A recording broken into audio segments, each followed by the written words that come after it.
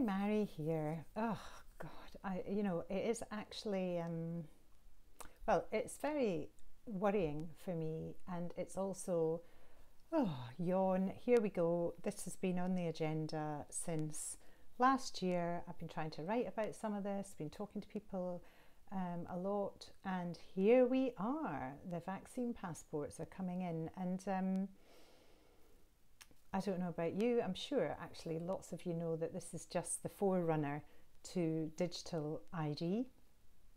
And in the past, people, including Boris Johnson, would not have supported some kind of digital ID. So it's been a brilliant use of fear and manipulation to slowly, get this agenda accepted. And yeah, if you think last year, what happened was initially the Behavioural Insights team advising the government got the message, got them to use fear messages about the number of deaths. So we had the death toll running the whole time on the news every day. And so the fear that was created then was about dying from COVID, even though the majority of people will never die from COVID. Because it actually is a relatively mild illness for most people. However, it was the fear of death. And then, I don't know if you remember, but within 1 week last year, at a particular point in time when the deaths were falling, they morphed that and they transferred the fear over to the fear of cases of actually getting the virus. So they started reporting the number of cases. And that was the toll that was running every day, so that now the fear morphed over into being frightened of actually even getting the virus. And that's when more stories were coming out about younger people are getting it, long COVID, how awful it is to have it. So again, the fear agenda being used to scoop everybody up and keep it all going.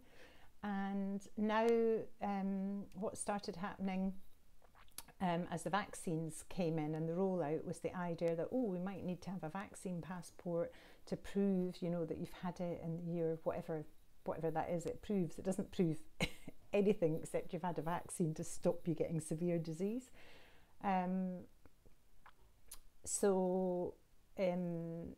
Before any of it was introduced, the idea that you might not be able to go abroad was introduced, and the idea that you might need a vaccine passport to go to the pub, or you may need it for your job, and maybe vaccines will be mandated for certain professions, came in. So again, they morphed and just shifted the fear over to the fear of not being able to get back to normal unless you have your vaccine, which is a brilliant way to coerce people into having a vaccine. And now today we find out, they're actually now trialling the vaccine certificate passport idea.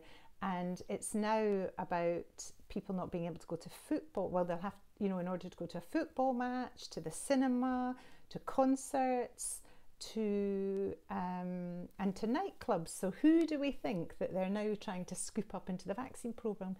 Younger people, because all the elderly have already had it. They're not going to be going to these activities. It's younger people who will be going to these activities. So they're now trying to frighten younger people who do not need the vaccine because they are not at risk of severe disease in any shape or form, but they are being scooped up so that they also will take the vaccine. This is a really sinister agenda that's going on now, and it is not going to stop here. Anybody who's looked into this any further will know that this is taking us down a very totalitarian road. Is that what you want? It's not what I want.